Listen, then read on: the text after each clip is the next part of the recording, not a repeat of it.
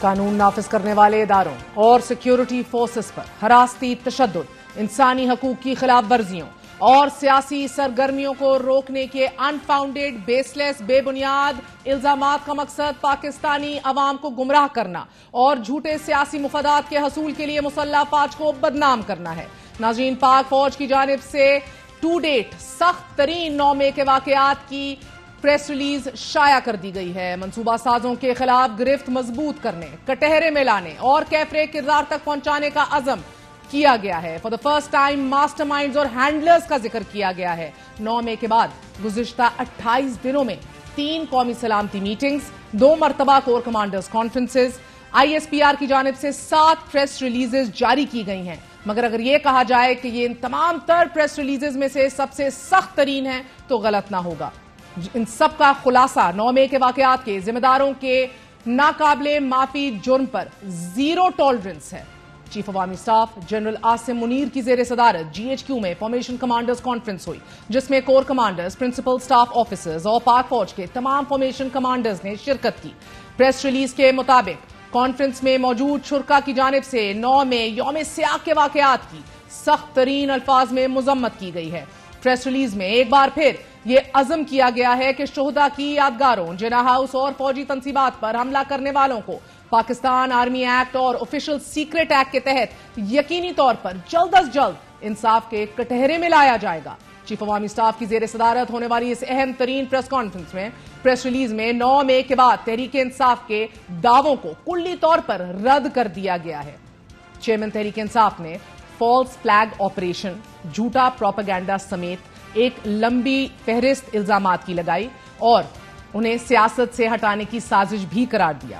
آج پاک فوج نے ان تمام دعووں کی نفی کر دی ہے۔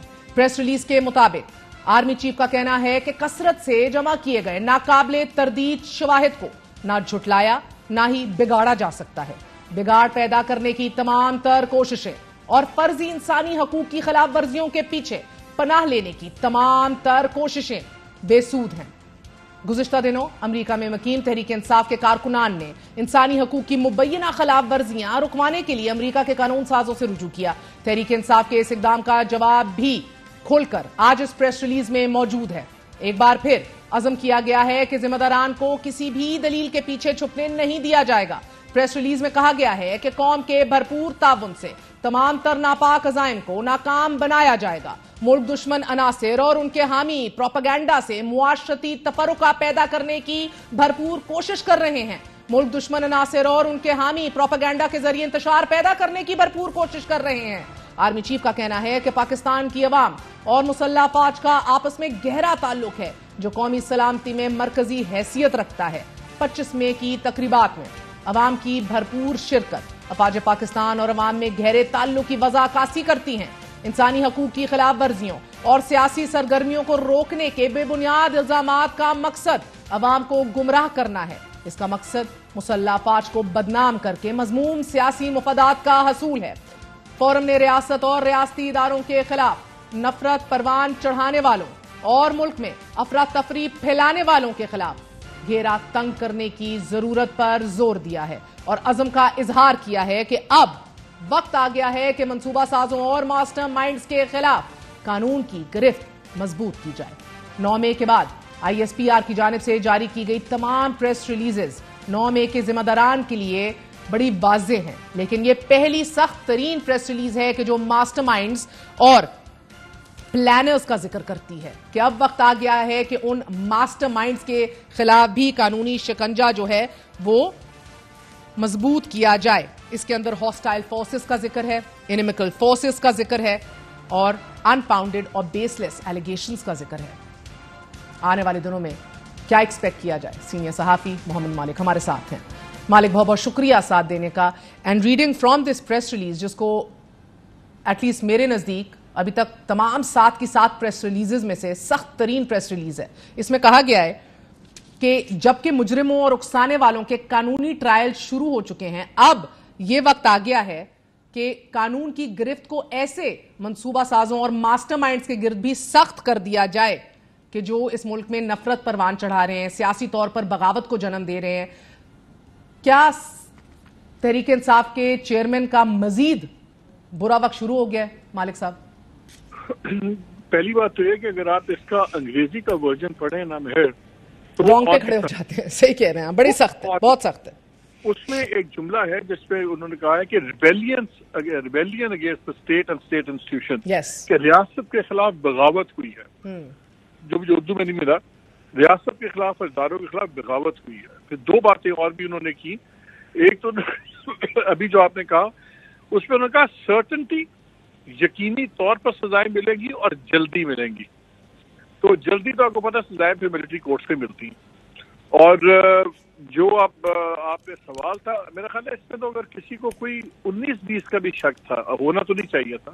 جس طرح جو پچھلے ہم نے 9 مئی کے بعد جو ڈیولپمنٹس دیکھی ہیں, جو پی ٹی آئی کا حال ہے, جو ساری چیزیں ہیں, میرا تو خیال ہے کہ اب اگر کسی کو ڈاؤٹ تھا نا کہ آرمی ٹرائل نہیں ہوگا شاید ٹاپ لیڈرشپ کا, انکلوڈنگ چیئرمین خان صاحب کا, میرا خیال ہے آج وہ ختم ہو گیا. بلکہ آج تو مجھے یہ زیادہ امپریشن یہ ملا ہے کہ شاید اب حیرانی کی بات یہ ہوگی کہ ملٹری ٹرائل نہ ہو. مجھے تو اب ملٹری ٹرائل ایک سرٹنٹی لگ رہی ہے. اور اس میں ایک اور چیز بھی اس میں آپ نے یاد, اس میں انہوں نے لکھا ہے ہمارے پاس اوور ویلمنگ ایویڈنس ہے, ارریفیوٹیبل ایویڈنس, قابل تردید, نہ قابل تردید ہمارے پاس ثبوت ہے, سب نہ جھٹلایا جا سکتا ہے, نہ مٹایا جا سکتا ہے. اب تو ختم ہو گئی یہ بات. اب تو بالکل کلیئر ہے کہ آئدر اور ہو گیا ہے. اس کے بعد تو کسی کو اگر کوئی شک و شبہات ہے تو پھر دنیا کے کسی اور ہی کونے میں رہ رہے ہیں. الوداع چیئرمین تحریک انصاف, آپ اس پریس ریلیز کا نچوڑ یہ دیکھ رہے ہیں. دیکھیں, بات یہ ہے کہ الیکٹورل پالیٹکس سے تو میں ابھی دیکھ رہا ہوں, بالکل ان کا الوداع دیکھ رہا ہوں. پالیٹکس میں ریلیونس ہونی اور بات ہے, الیکٹورل پالیٹکس میں ہونا اور بات ہے. مثلا اس وقت نواز شریف کو دیکھیں, ان کا بھی الیکٹورل پالیٹکس میں ابھی تک وہ ارریلیونٹ ہے کیونکہ وہ الیکشن لڑ نہیں سکتے, کچھ نہیں کر سکتے. اسی طرح جہانگیر ترین اس وقت الیکشن پالیٹکس میں ارریلیونٹ ہے کیونکہ وہ خود نہیں لڑ سکتے, پالیٹکس میں ارریلیونٹ نہیں ہے. میرا خیال ہے کہ پہلے اسٹیج یہی طے ہو رہی ہے کہ پہلے تو الیکٹورل پالیٹکس آپ ریلیونٹ کریں, اور اس کے بعد پھر آپ دوسری طرف چیزیں اگلے لیول پہ جائیں گی. کوئٹہ والا قتل کا کیس بھی رجسٹر ہو گیا. بہت سے لوگ اس کو سیریسلی نہیں لے رہے, لیکن بہت سے لوگوں نے اس زمانے میں بھٹو صاحب کے خلاف بھی کیس سیریسلی نہیں لیا تھا. یہ چیزیں بڑی خطرناک ہوتی ہیں. They hang in the air and they can come back and bite you. So وہاں پہ ڈائریکٹلی قتل میں ان کے بیٹے نے, وکیل کے جو لائر صاحب گئے تھے قادر صاحب, ان کے صاحبزادے نے ایف آئی آر کٹوائی ہے, کوئی تھرڈ بندے نے بھی نہیں کٹوائی, ان کے صاحبزادے نے کٹوائی ہے, نامنیٹ کیا ہے خان صاحب کو. سو یہ کافی چیزیں ہیں جو ایک دم پریشر بہت بن گیا ہے. لیکن آج کی یہ جو میسیجنگ ہے اس میں ملٹی فیسٹڈ میسیجنگ ہے. اس میں ہو سکتا ہے کورٹس کو بھی میسیجنگ ان اے وے آپ کہہ سکتے ہیں, ڈپینڈ کرتا ہے اگر آپ دیکھ رہے ہو کہ زاویے سے جہاں یہ لکھا ہوا ہے کہ کوئی obstruct کرنے کی کوشش بھی کرے گا اس پروسیس کو, تو اس کو بھی آپ گردانا جائے گا کہ وہ بھی ریاست اور ان کے خلاف کر رہے ہیں. ابھی تک the way the courts have been behaving اور ریلیف دیتی رہی ہیں بہت پی ٹی آئی میں, اس کا اس کو بھی ہو سکتا ہے کوئی سرکلز ایک obstruction سمجھ رہے ہوں. سو ایگزیکٹو کو بھی بڑا کلیئر کہ اگر کوئی سیکنڈ تھاٹس ہیں یا کوئی کمزوری ہے تو ان کو پتا ہونا چاہیے کہ کون کہاں پہ کھڑا ہوا ہے. سو میرا خیال ہے ملٹی فیسٹڈ میسیجنگ ہوئی ہے. اور آپ تو بات کر رہے تھے نا کہ آپ نے 6-7 ریلیزز کمپیئر کیے ہیں. مہر مجھے بھی 36-37 سال ہو گئے جرنلزم میں. ابھی پوچھنے والی تھی, میں نے زندگی میں اتنی ہارشلی ورڈڈ نہیں پڑھی, اتنی ڈائریکٹ, اتنی ہارشلی ورڈڈ میں نے زندگی میں نہیں پڑھی. بڑے مارشل لاز بھی گزرے ہیں, کبھی نہیں. ایسا ہی ہے کیونکہ hostile forces, inimical forces, unfounded baseless allegations, politically driven rebellion against the state, nefarious designs, creating chaos. I mean ادھر عزم جو ہے بڑا کلیئر ہے. جو I mean یہ رائٹنگ آن دا وال تحریک انصاف کے چیئرمین بہرحال یا تو پڑھ نہیں رہے, یا تو ڈینائل میں, یا انکاری ہیں. ابھی بھی وہ اپنے لوگوں سے مخاطب تھے اور کہہ رہے ہیں کہ میں کبھی نہیں جھکوں گا, قوم کو بھی کہتا ہوں کہ اس نظام کے آگے نہ جھکے. What is he doing? بات جھکنے کی نہیں ہے. دیکھیے وقت ہوتا ہے, حالات کا ادراک نہیں رکھتے مالک صاحب, یا اپنے آپشنز کو نہیں سمجھ رہے, یا کیا کر رہے ہیں؟ میرا خیال ہے کہ اب تو میرا خیال ہے ان کے پاس آپشن بھی نہیں ہے. وہ ان کو وہ آپ کو یاد ہے جب ہم بھی ملے تھے، اکٹھے بھی ملے تھے، ویسے بھی ہم نے انڈیویجولی بھی ملے ہیں جا کے آپ اور میں، اکٹھے بھی ہم لوگ ملے. تو لاسٹ ٹائم بھی آپ نے دیکھا تھا کہ وہ کنونس تھے کہ جی مجھے مروا دیا جائے گا. وہ کنونس تھے کہ میں کچھ بھی کروں میرے سے کوئی بات کرنے کو تیار نہیں ہے. جب وہ پاور میں تھے تو وہ بات نہیں کرتے تھے، وہ پاور میں نہیں ہے تو دوسرے ان سے بات نہیں کرتے. مگر نہ تو ماضی سے سیکھ رہے ہیں، نہ تو رائٹنگ آن دا وال کو سمجھ رہے ہیں، نہ ہی ٹیمپریچر ان دا روم کو محسوس کر پا رہے ہیں. میں سمجھنے سے قاصر ہوں، اس لیے دیکھیں نا، میں جب آپشنز کی بات کرتی ہوں وہ تو ابھی کہہ رہے ہیں کہ میں ذہنی طور پہ تیار ہوں کہ دارالحکومت آؤں گا تو ابھی اریسٹ ہو جاؤں گا، بٹ آپشنز میں سے there's a lot on the table. ہم ماضی کی بات کریں، ملک چھوڑنا بھی is very much on the table as an option. He says that's not even an option for him. So کدھر جاتے دیکھ رہے ہیں آپ حالات کو؟ میرا خیال ہے کہ ان کا ابھی بھی ان کو وہ کنونس ہے کہ اب وہ کوئی بھی کنسیشن دیں گے تو اس کا فائدہ نہیں ہوگا، صرف پولیٹیکلی ان کو نقصان ہوگا. اور شاید وہ یہ سمجھ رہے ہیں کہ اب ان کے پاس ایک ہی آپشن ہے اور وہ ہے کہ keep fighting with full force, اور دیکھیں گے ایونٹس کہاں پہ جاتے ہیں. اور شاید جیسے کل بھی انہوں نے اپنی Who do you think is advising him? میرا نہیں خیال کہ وہ ایڈوائس کسی کی لے رہے ہیں، کیونکہ آج شاہ محمود صاحب ملے. آپ کو یاد ہے کہ کل شاہ محمود صاحب جب آئے جیل سے باہر تو انہوں نے کہا کہ میں بات کروں گا چیئرمین سے اور اس کے بعد میں میڈیا سے بات کروں گا. وہ بھی آج میڈیا سے انہوں نے کوئی بات نہیں کی. سو کلیئرلی یا ان کو چیئرمین صاحب کی بات پسند نہیں آئی، یا چیئرمین صاحب کو ان کی بات سے پسند نہیں آئی، یا ان دونوں کو کسی تیسرے کی بات پسند نہیں آئی. کچھ تو ہوا ہے which is not what the way it should have been. تو وہ بھی خاموش رہے. گھنٹے ڈیڑھ کی ملاقات تھی، انہوں نے بھی کوئی بات نہیں کی. میرا خیال ہے خان صاحب یہ سمجھتے ہیں کہ now I am in a corner اور میرے پاس کوئی آپشن نہیں ہے but to fight back, go down fighting. بہت بہت شکریہ. محمد مالک ہمارے ساتھ موجود تھے، کہہ رہے تھے اپنی زندگی میں اتنی سخت ترین پریس ریلیز کبھی نہیں دیکھی. لیکن ناظرین بڑھیں گے اب سیاسی خبر کی طرف بھی، جو حالات میں سب سے زیادہ متاثر ہوئی ہے. The biggest casualty so to say elections but not any time soon. حالات کی توجہ، معاشی گراوٹ کی دلیل، آئین میں گنجائش. حکومت وقت بشمول اتحادی جماعتوں کے خالصتاً آئینی اور جمہوری مرش سے اجتناب کر رہی ہے، کھلا اوائڈ کر رہی ہے. الیکشن 8 اکتوبر کو بھی ہوتے نظر نہیں آ رہے. آج اعلیٰ عدالت میں پنجاب انتخابات نظر ثانی کیس سے متعلق اہم ترین سماعت ہوئی. دوران اس سماعت چیف جسٹس آف پاکستان نے ریمارکس دیے کہ آئین ایک خوبصورت دستاویز ہے، آئین پر سب متفق ہیں لیکن آئین کے نفاذ پر سب کلیئر نہیں ہیں. چیف جسٹس کا کہنا تھا کہ الیکشن کمیشن نے ہمیں 8 اکتوبر انتخابات کی تاریخ دی، پھر کہا کہ سانحہ 9 مئی کے بعد حالات تبدیل ہو چکے ہیں. اب الیکشن کمیشن کے پاس انتخابات کے التوا سے متعلق کوئی جواب نہیں ہے. انتخابات 8 اکتوبر کو بھی ہوتے نظر نہیں آ رہے.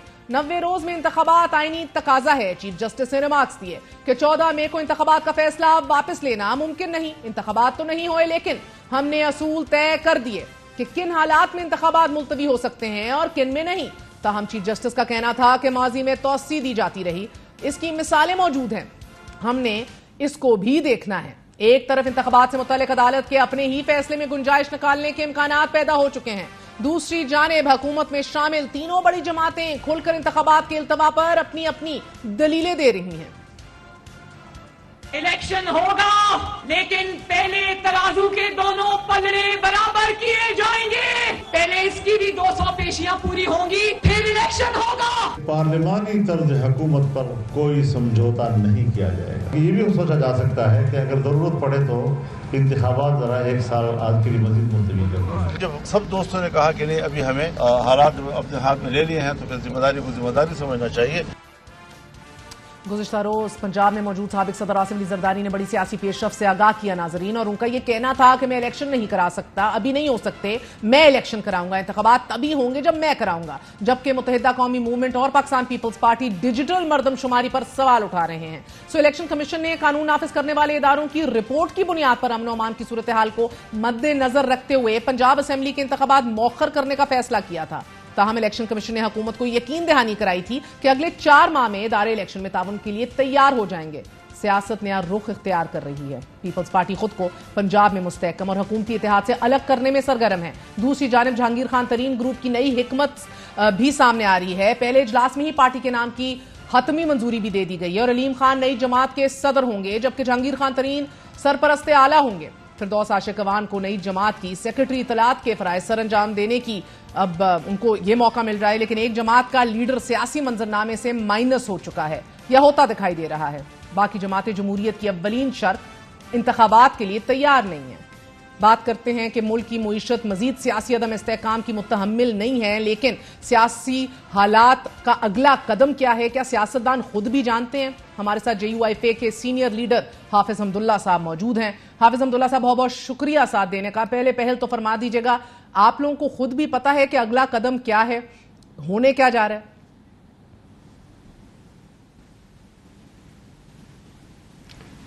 بسم اللہ الرحمن الرحیم۔ بہت شکریہ مہر بیوی، آپ کو ایک بار پھر ARY نیوز جوائن کرنے پر مبارکباد دیتا ہوں۔ پہلی دفعہ ہی کیا سر، ایک بار پھر کیا مطلب؟ مہر بیوی، بات یہ ہے کہ جہاں تک آپ نہیں، پہلے آپ نہیں تھی ARY میں؟ نہیں، چھوڑیں بات کو، آگے چلیں سر، بسم اللہ بتائیے آگے کیا ہونے والا ہے؟ چلے اچھا، آگے وہ ہونے والا ہے جو آئین کہتا ہے۔ دیکھیں، اس ملک میں بنیادی طور پر متفقہ دستاویز جس کو آپ میثاق قومی آئین کہتا ہے یا سابق ہیں صدر کہتے ہیں؟ سر تھوڑی سی کلیرٹی، قطع کلامی معاف میں اس لیے آپ سے مانگ رہی ہوں بیکاز آئین تو بڑی واضح طور پہ بتاتا ہے کہ اسمبلیاں بھی ختم ہونے والی ہیں۔ آئین کی بات کر رہا ہوں۔ تو آصف زرداری صاحب تو کہتے ہیں الیکشن تب ہوں گے جب وہ کروائیں گے، آئین کہتے ہیں، زرداری صاحب کہتے ہیں خواہشات کے بادشاہت یا آئین؟ میں اسی پہ بھی آؤں گا۔ اگر آپ مجھے موقع دیں تو میں آپ کی تمام سوالات کا جواب دوں گا۔ دیکھیں، میں آئین کی بات کرتا ہوں، میں کسی شخص کی، کسی لیڈر کی، کسی قیادت کی بات نہیں کر رہا ہوں، میں آئین کی بات کر رہا ہوں۔ آئین جو کچھ کہہ رہا ہے انشاءاللہ اسی کو فالو کیا جائے گا۔ آئین اگر 5 سالہ مدت پوری ہونے کے بعد ہمیں 60 دن میں انتخابات، اگر وقت سے پہلے ہم رخصت ہو جاتے ہیں، اسمبلی ڈیزالو ہو جاتی ہے، تو پھر 90 دن میں، یہ تو آئینی ایک تقاضا ہے۔ اب آئیے، آپ نے مولانا صاحب کی رائے بھی مجھے سنوائی، قوم کو بھی، جناب آصف علی زرداری صاحب جو سابق صدر پاکستان ہیں ان کی بھی، اور مریم بی بی کی بھی۔ دیکھیے، میں ایک بات آپ کو عرض کروں، مولانا صاحب کی بات یا آصف علی زرداری صاحب کی یا مریم صاحبہ کی، ان کی پیچھے کیا ریزنز ہے، کیا وجوہات ہے، لیکن ایک چیز ہم سب کے سامنے ہے۔ اگر فرض کر لیں ابھی تک PDM کی پلیٹ فارم سے اور حکمران اتحاد کی کسی بھی فورم سے یہ فیصلہ واقعی آفیشلی اور رسمی طور پہ نہیں ہوا ہے کہ الیکشن ہم ملتوی کریں گے یا ایکسٹینشن دیں گے 1 سال کے بعد یا 6 مہینے کے بعد، ابھی تک یہ فیصلہ ہوا ہی نہیں ہے آفیشلی طور پر، اس لیے میں یہ رائے قائم نہیں کر سکتا کہ الیکشن 8 اکتوبر کو نہیں ہوں گے۔ دوسری بات یہ، مولانا صاحب نے جو بات کی، انہوں نے اشارہ کیا کہ معیشت کی عدم استحکام کو، معیشت کی تنزلی کو، کہ آنے والے حالات کا کوئی پتہ نہیں ہے۔ 14 مئی کو سپریم کورٹ نے فیصلہ دیا پنجاب میں انتخابات کرانے کی، لیکن 9 مئی کا جو ثانیہ ہوا، جس کو پاکستان میں 9/11 سے تعبیر کیا جاتا ہے، اس ماحول میں آپ انتخابات کر سکتے ہیں؟ کیسے ہوں گے؟ اگر چیف جسٹس صاحب اس پر بھی تھوڑا روشنی ڈالتے احترام کے ساتھ تو بہت اچھا ہوتا۔ تو اگر خدا نہ کرے معاشی طور پر ملک ایک ایسی عدمی استحکام کے سامنا ہو ان کو، اور پھر آپ 2 مخمصوں کے درمیان ہو، ایک طرف الیکشن، دوسری طرف ملک کو ڈیفالٹ ہونے سے بچانا اور پاکستان کو سری لنکا بنانے سے بچانا، جو ایک مرحلہ گزر چکا ہے، پھر ہمیں کیا کرنا چاہیے؟ ترجیح ملک اور ریاست ہوگی یا الیکشن ہوگی؟ یہ صورتحال ابھی تک آیا نہیں ہے، اللہ نہ کرے کوئی ایسی صورتحال ہو، لیکن مولانا صاحب نے جو نشاندہی کی یا مریم بی بی نے جو نشاندہی کی، آصف علی زرداری صاحب نے، ہر ایک کے موقف کے پیچھے کوئی ریزنز، کوئی وجوہات ہو سکتے ہیں، لیکن فی الحال کسی بھی حافظ حمداللہ صاحب دو باتیں ٹھیک ہے، مجھے 2 باتیں بتائیے گا سر حافظ حمداللہ صاحب۔ اب دیکھیں، الیکشنز پہ آپ کہہ رہے ہیں آفیشلی یہ کوئی ابھی تک فیصلہ ہوا نہیں ہے، لیکن ہم یہ بھی دیکھ رہے ہیں کہ ریاست کے خلاف حملہ ہوا ہے، یکسر سیاست تبدیل ہو کے رہ گئی ہے، 180 ڈگری کے اوپر تبدیل ہو گئی ہے، مجرموں کو سخت ترین سزا دی جانا ضروری ہے۔ آج کی پریس ریلیز بھی سامنے گئی ہے اس حوالے سے۔ پہلا سوال آپ سے مختصراً فرمائیے، آپ اس پریس ریلیز کی روشنی میں کیا چیئرمین تحریک انصاف کو آرمی ایکٹ کے تحت ٹرائی ہوتے دیکھ رہے ہیں؟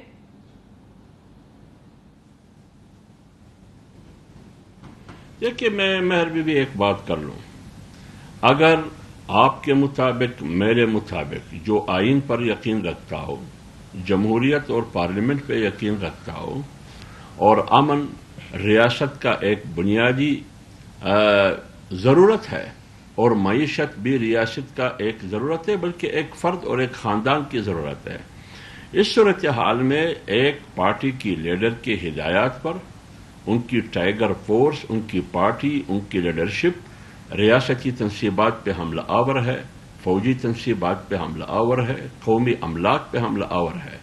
تو اگر زیادہ بلوچستان میں جناح ریزیڈنسی پہ حملہ آور آ کے ان کو بم سے اڑایا جاتا ہے, ان کو جلایا جاتا ہے, وہاں تو ان کے لیے قانون بھی متعین ہے اور گولی بھی ان کے لیے, گولی پر اس کا نام لکھا ہے. لیکن لاہور میں اگر جناح ہاؤس پہ حملہ ہوتا ہے لیکن خان صاحب ابھی تک زمان پارک میں سیکیور ہے اور محفوظ ہے. تو مجھے آپ کی باتوں سے لگ رہا ہے حافظ حمداللہ صاحب کہ آپ یہ نہیں, حافظ حمداللہ صاحب آپ کی باتوں سے مجھے سمجھ آ رہی ہے کہ آپ کو یہ نہیں پتا کہ ان کو آرمی ایکٹ کے تحت یا ملٹری کورٹس میں ٹرائی کیا جائے گا کہ نہیں, لیکن آپ کی خواہش ضرور ہے کہ کیا جائے. نہیں میں ایک بات کر لوں, نہیں میں ایک بات کرتا ہوں. مجھے اتنا پتا ہے کہ آرمی ایکٹ ہو یا سیکرٹ ایکٹ ہو, یہ آئین میں اور قانون میں اس کی گنجائش ہے, یہ موجود ہے. یہ پہلے بھی ایک کون کہہ رہے نہیں ہے, میں تو آپ سے سمپل سوال پوچھ رہی ہوں, ہونا چاہیے کہ نہیں ہونا چاہیے, آپ کو کیا لگ رہا ہے؟ کر رہی تھی آج آرمی میں قانون اگر دیکھیں جرائم کو دیکھیں, اگر جرائم آرمی ایکٹ اور سیکرٹ ایکٹ کے انڈر آتا ہے تو بالکل ہونا چاہیے. آج پریس ریلیز سے یہ ثابت ہوتا ہے کہ اب باری ہے ان لوگوں کی جو اصل ماسٹر مائنڈ ہے اور منصوبہ ساز ہے, اب اس کی باری ہے. اگر وہ ملوث ہے ناقابل تردید شواہد کی بنیاد پر, جیسے کہ پریس ریلیز میں کہا گیا ہے, تو لہذا پھر ہونا چاہیے, قانون ایکٹیو ہونا چاہیے, اس سے کیوں روگردانی ہونی چاہیے. اگر اس قانون کے تحت میں آتا ہوں تو بھی, اگر کوئی اور فرد آتا ہو تو بھی, اگر اس میں عمران خان آتا ہو تو کیا عمران خان قانون سے بالاتر ہے؟ وہ 51 کی آرمی ایکٹ سے بالاتر ہے, یہ سیکرٹ ایکٹ سے بالاتر ہے. وہ صرف داڑھی اور پگڑی والوں کے لیے, وہ صرف تاریخ لبیک والوں کے لیے, وہ صرف لال مسجد اور جامعہ افسا والوں کے لیے, وہ صرف ان لوگوں کے لیے جو پاٹھا میں وزیرستان میں اسکول کو اڑا دیتا ہے, لیکن اگر پشاور میں ریڈیو اسٹیشن کو اڑا دیا جاتا ہے ان کے لیے نہیں ہے. اگر وہ حساس تنصیبات پہ حملہ آور ہو ان کے لیے نہیں ہے. اگر T T P G H Q پہ حملہ آور ہو تو ان کے لیے آرمی ایکٹ ایکٹیو ہے. یہاں پھر کیوں نہیں ہے؟ اس لیے میں یہ کہتا ہوں کہ اگر آرمی ایکٹ کے تحت یہ جرائم آتے ہیں تو پھر آرمی ایکٹ ایکٹیو ہونی چاہیے. اگر سیکرٹ ایکٹ کے انڈر آتا ہے تو وہ بھی ایکٹیو ہونا چاہیے. یہ آئین کا بھی تقاضا ہے, اور اگر آپ یہ نہ کریں تو پھر ریاست کہاں ہے؟ کل میرے گھر کو جلایا جاتا ہے, آج ریاست کو جلایا گیا, تو اگر آپ اس کا روک تھام نہیں کریں گے تو ہر ہیرے غیرے آئے گا. یہ کام تو انڈیا نے کرنا تھا, یہ تو آر ایس ایس نے کرنا تھا, یہ تو مودی نے کرنا تھا. لیکن ایک آدمی ملک کا سابق وزیر اعظم ہوتے ہوئے مبینہ طور پر معلوم یہ ہو رہا ہے کہ ان کے ہدایات پہ یہ سب کچھ ہوا. پاکستان کے اندر ایک سابق وزیر اعظم, اس کی رول کرتی ہوئے پارٹی 4.5 سال وہ کر رہی ہے پاکستان کے خلاف, اپنے پاکستانیوں کے خلاف, ریاست کے خلاف, ریاستی تنصیبات کے خلاف. میں اس کی حمایت کیسے کروں؟ میری بہن مجھے بتائیے, کوئی راستہ مجھے دے. بالکل نہیں آپ سے کوئی کہہ رہا حمایت کریں, آپ کا موقف جاننا چاہ رہے تھے. حمایت کوئی کر بھی نہیں سکتا. تحریک انصاف کی طرف سے ریاستی عمارتوں املاک کو, اسپیسیفکلی فوجی رہائش گاہوں کو, اثاثوں کو یا علامتوں پر آتش زنی لوٹ مار کی مذمت ہے, کوئی حمایت نہیں کر سکتا. قانون کی حکمرانی کا تحفظ ضروری ہے. آپ سے کل کو سوال پوچھا جائے گا, اسے برقرار رکھنا بھی اتنا ضروری ہے. وہ اس کے اوپر آپ لوگوں کو کوئی اپریہنشنز ہیں یا نہیں؟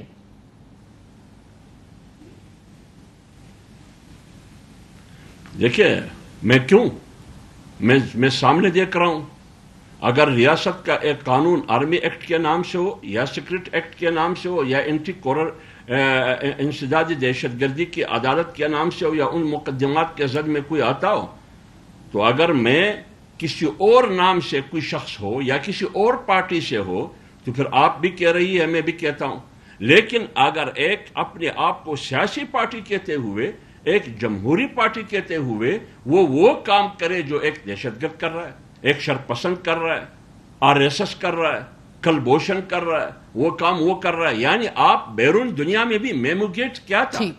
میمو گیٹ کیا تھا؟ اس کے نتیجے میں ہوا کیا؟ بہت بہت شکریہ. آج عمران خان کیا کر رہا ہے؟ وہاں فرم ہے. بہت بہت شکریہ. ہمارے ساتھ سینئر سیاستدان ترجمان PDM حافظ حمداللہ صاحب موجود تھے. PDM کی حکومت اور بڑی خبر، کیونکہ یہ دن معاشی اعتبار سے بھی بڑے اہم ہیں. وقفے کے بعد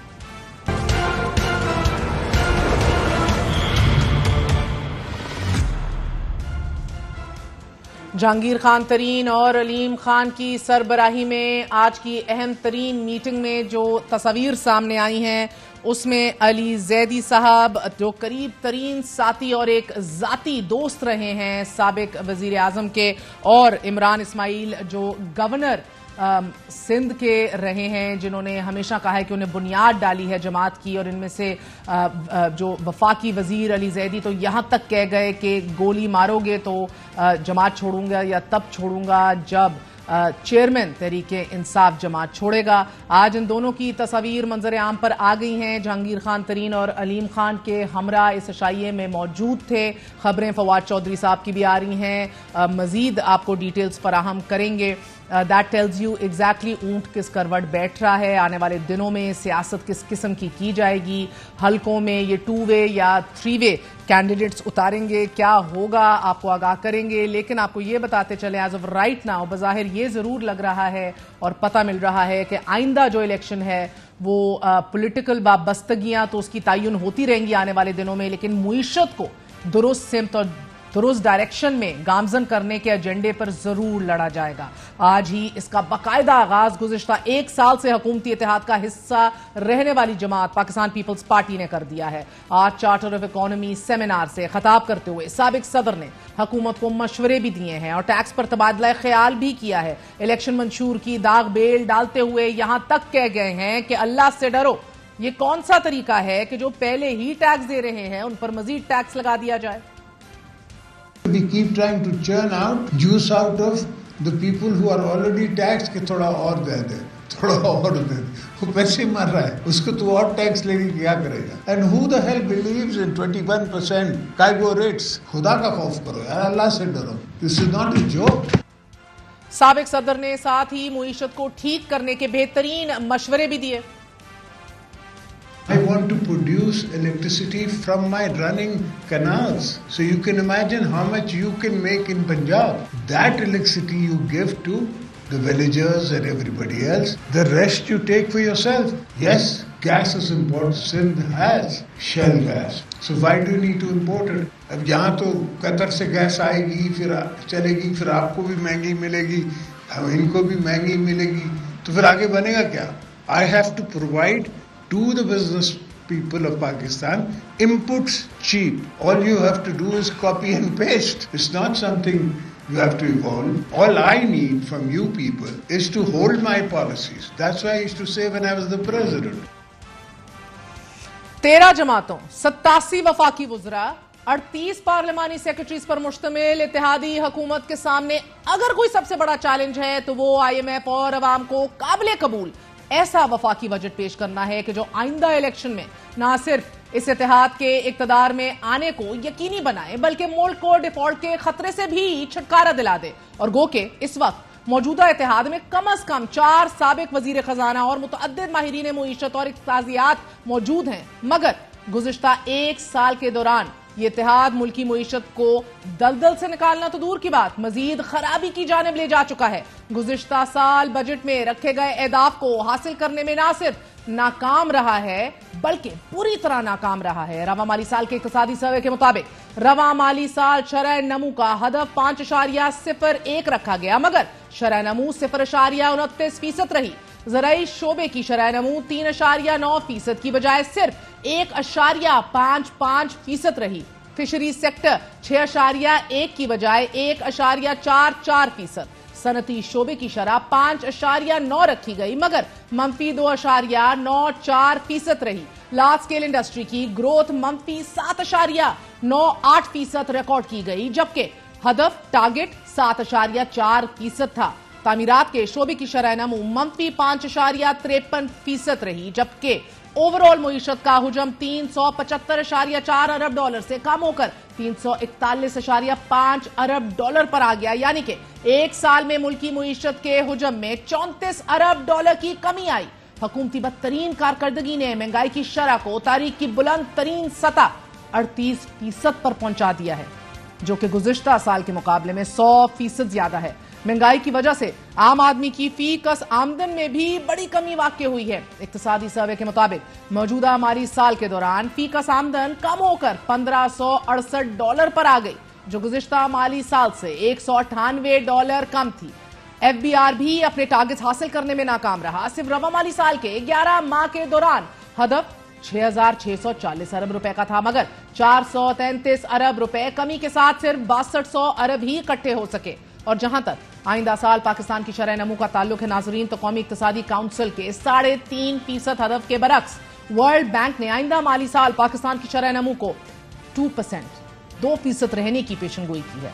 वर्ल्ड बैंक की तरफ से जारी की जाने वाली ताजा तरीन रिपोर्ट ग्लोबल इकोनॉमिक प्रैक्टिसेस के मुताबिक गैर यकीनी पॉलिसी अनसर्टन पॉलिसीज, गैर मुल्की ज़र मुबादला के महदूद वसाइल ने मुआशी सरगर्मियों को मुतासिर किया है, जिसकी वजह से तरसीलाते ज़र कम हुई हैं और एक साल के दौरान पाकिस्तानी रुपए की कदर में भी 20% तक कमी वाक़ हो चुकी है, जिसका नतीजा 38% महंगाई की सूरत सामने आया है।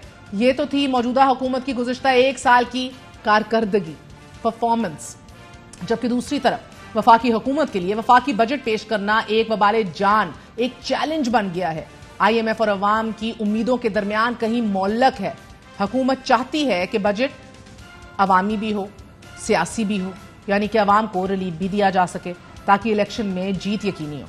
मगर इस हदफ के आगे IMF खड़ा है कि जो ऐसा बजट चाहता है कि जिसमें 0 सब्सिडीज हों, ज्यादा से ज्यादा टैक्सेस हों, दोस्त ममालिक की इमदाद हो, फाइनेंसिंग गैप को कैप करने का तरीकाकार हो, डॉक्यूमेंटेड इकोनॉमी हो, तरक्याती कामों में कटौती हो, फ्री मार्केट को यकीनी बनाया जाए। लेकिन इस सब से ऊपर डिफॉल्ट की मुसलसल लटकती तलवार है नाजरीन, और सियासी बेयकीनी का माहौल है जो हम सबके सामने है। बजट कैसा होगा ये तो 2 दिन में बहरहाल पता लग जाएगा, लेकिन अवाम को कोई उम्मीद नहीं है। शहबाज शरीफ शायद पाकिस्तान की वो वाहिद खुशनसीब वजीर आजम हो कि जिनकी कोई ऑपोजिशन ही नहीं है। सो ऑपोजिशन को कायल करना तो बहरहाल उनके लिए मसला नहीं है, लेकिन हुकूमत उस अवाम को कैसे कायल करेगी कि जिसका बजट हर माह बनता है, हर माह उसे डिफॉल्ट का सामना करना पड़ जाता है। वक्फा लेंगे, वक्फे के बाद हाजिर होते हैं। Stay with us.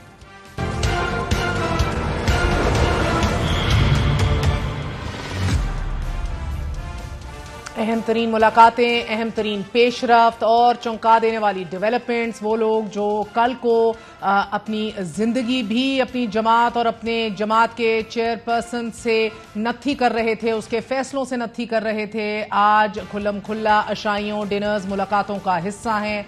जो तस्वीर मंजर आम पर आई हैं वो बता रही हैं कि साबिक वफाकी वजीर अली जैदी और साबिक गवर्नर सिंध इमरान इस्माइल भी जो है जहांगीर खान तरीन ग्रुप से जा मिले हैं। कल अहम तरीन अनाउंसमेंट मुतवक्के है, नई जमात नए नाम के साथ लॉन्च करेंगे जहांगीर खान तरीन अलीम खान की सदारत में। बात करते हैं, हमारे साथ सीनियर सहाफ़ी काशिफ अब्बासी मौजूद हैं। काशिफ, बहुत बहुत शुक्रिया।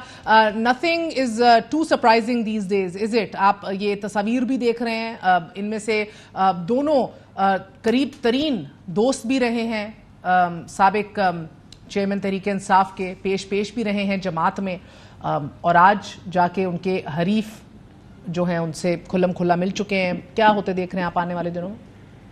देखिए, ये एक और पॉलिटिकल एक्सपेरिमेंट है। ये जो बहुत से लोग आपको नजर आएंगे, देखिए देखी थी कि पार्टी के बारे में ये जो कुछ लोग गए हैं, बहुत से लोग जो इधर बैठे हुए हैं, इनमें से बहुत सौ का ख्याल है कि पंजाब के इलाकों में ये पार्टी टेक ऑफ नहीं कर सकती, सेंट्रल पंजाब, नॉर्थ पंजाब में, क्योंकि यहाँ पार्टियों का वोट होता है। यहाँ पर जहांगीर खान तरीन का